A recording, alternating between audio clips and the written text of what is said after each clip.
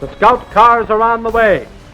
In a brief but impressive ceremony, Mr. Edsel Ford, president of the Ford Motor Company, delivers the first of an initial order of 1,500 Army cars to Brigadier General Charles H. Bonesteel, commander of the 6th Corps area. And so another link is forged in the chain of industry's many contributions to the national defense.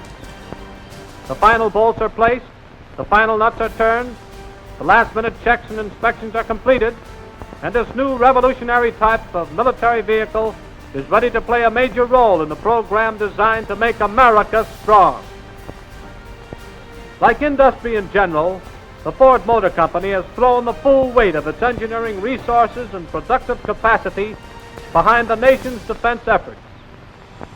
As Mr. Ford said in his presentation message, we are proud to add this product to the production of plane engines, the contemplated manufacture of sub-assemblies for bombing planes, the building of Army staff cars and bomb service trucks, the mass production of light alloy steel castings, and the training of naval recruits and civilian aircraft workers. We have great satisfaction in cooperating with the Army. Small in size and light in weight, these new cars are designed to carry out a number of duties in Uncle Sam's modern mechanized Army. They'll see service as scout cars and as quick troop transport. They'll be used to haul freight, to tow anti-tank guns and other light auxiliary artillery pieces. There's no stopping these power-packed vehicles when they get their orders to march. To paraphrase the slogan of the Post Office Department, neither snow nor rain nor sleet nor mud can stay these scout cars on their appointed rounds. Ride 'em, soldier, and keep the reins in your hand. Here's the 1941 version of the old-time cavalryman. Boots and saddles is given away to helmets and scout cars in this man's Army. And how these gasoline-powered steeds can take the hurdles. Talk about leveling hills and valleys. These cars have everything beat we've ever seen. These scout cars are powered by a 45-horsepower, 4-cylinder Ford engine adapted from the Ford tractor. Army and Ford engineers worked hand in hand to improve the design of this entirely new type of military vehicle. The car is equipped with a 4-wheel drive, and one of its most unique features as a field piece is its 4-wheel drive transmission, which gives it 6 speeds forward and 2 in reverse. That's one reason it can take any type of terrain in stride. In tests, the Scout car has reached a speed of 55 to 60 miles an hour. In ordinary scouting duty, the military crew for this car is 3 men, 2 riding in the front seat and 1 in the rear. But when an emergency arises and troops must be transported places in a hurry, several men can be carried. A special towing hook is built into the rear of the car so that it can likewise haul light artillery guns and freight. A distinguished group of high-ranking Army officers, government officials, and noted guests joined Ford executives in the first review of these latest additions to the nation's forces. And past inspection, these cars did. Highly maneuverable and versatile in operation, they proved themselves worthy of Army rank right from the start. Short and built close to the ground, they cannot easily be detected when in the field.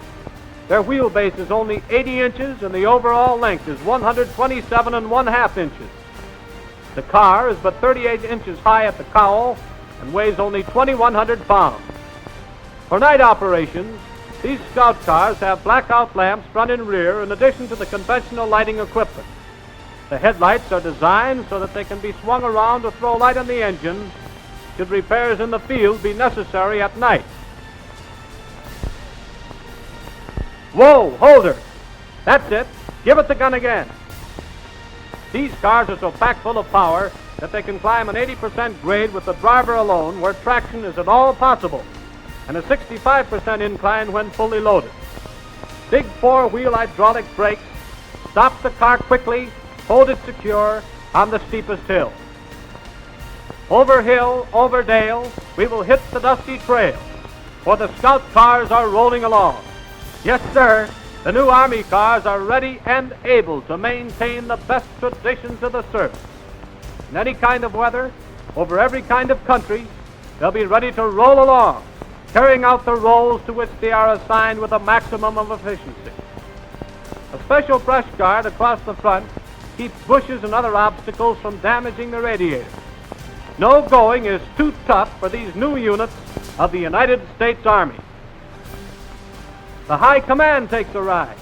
In today's Army, the General has exchanged his famous white Charger for a spirited steed of steel. It'll take him places in a hurry, wherever those places may be. We wouldn't recommend this conveyance for your Sunday afternoon drive, but when Uncle Sam's khaki-clad defenders take the field, there's nothing better than this sturdy vehicle to stand up under the tough going. A specially built rugged frame handles the severest strains and the heaviest loads. The axles are heavy, too, to withstand maximum shock under the severe operating strains that are met. The final test before the scout cars are turned over to the Army. Come fire or high water, these sturdy vehicles go rolling along. Whether called upon to climb a mountain or ford a stream, they'll report ready for duty. Look out, you'll get it in the face. A special ignition system is used to prevent water, mud, and dampness from disturbing electrical currents and apparatus. Like an eager puppy, these new cars can climb out of the stream, roll up the bank, and be away across the fields before you realize what's happening. Now, here they come. Having passed all the tests, they are rolling off the assembly line and into the ranks of the Army, a tribute to American industrial ingenuity. Once again, industry proves its ability to work in the cause of democracy, to do its part to keep this nation great, to keep the wheels rolling along in defense of the ramparts we watch.